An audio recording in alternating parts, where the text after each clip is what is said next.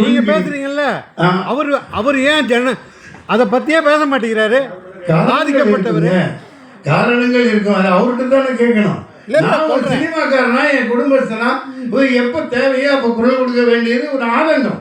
நான் எப்போ ரிலீஸ் ஆனால் குடும்பத்தோடு போய் பார்ப்பேன், இதே தேட்டரில் பார்ப்பேன். அது பதிவு பண்ணிருக்கேன், எல்லாருக்கும் தெரியும். அது தெரியும். அவருக்கு அந்த உணர்வு இல்லையா அந்த ப்ரொடியூசர்? நீங்க தனிப்பட்ட தாக்குதல்லாம் நடத்த வேண்டாம். இதுல எவ்வளவு பாதிக்கப்பட்டிருக்காங்க, லட்சக்கணக்கான கோடிக்கணக்கான பேர். சினிமா தானே தூக்கி போட்டலாம், அது வேற விஷயம். ஆடியோ லான்ச் எடுத்துட்டு இருப்பாரு சார் அவரு.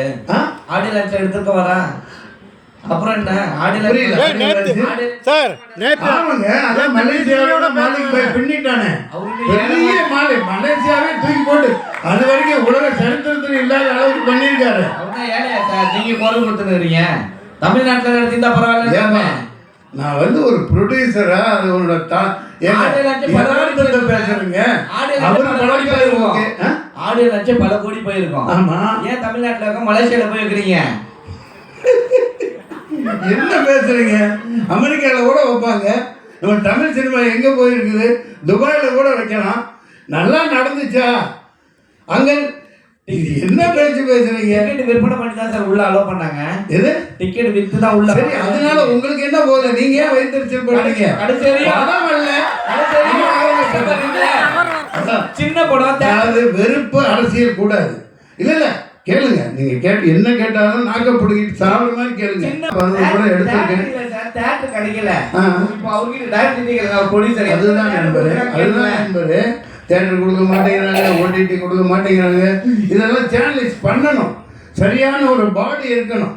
இராணுவம் மாதிரி ஒரு நம்ம தயாரிப்பாளர்கள், ஏன்னா அவங்க தான் கடவுள்கள், அவங்க தான் முதலாளிகள். அதனால சகோதரர் கேட்டார், நண்பர், பழைய நண்பர் தான் அவர். நான் அவருக்கு வக்காலத்து வாங்குறதுக்கெல்லாம் வரல. அதுக்கு இல்ல சார், நீங்க பேசுறீங்க, ஆனா அவர் பேச மாட்டேங்கிறாரு. அவர் 2000 ரூபாய் ஒரு ரசிகர்களையும் டிக்கெட் வித்து வதைக்கிறாரு. படம் ரிலீஸ் ஆகலன்னா ப்ரொடியூசர்ஸ் ஆகுறாங்க. அவர் பேச மாட்டேங்கிறாரு. நீங்க எல்லாம் பேசி என்ன ஆக போகுது சார்?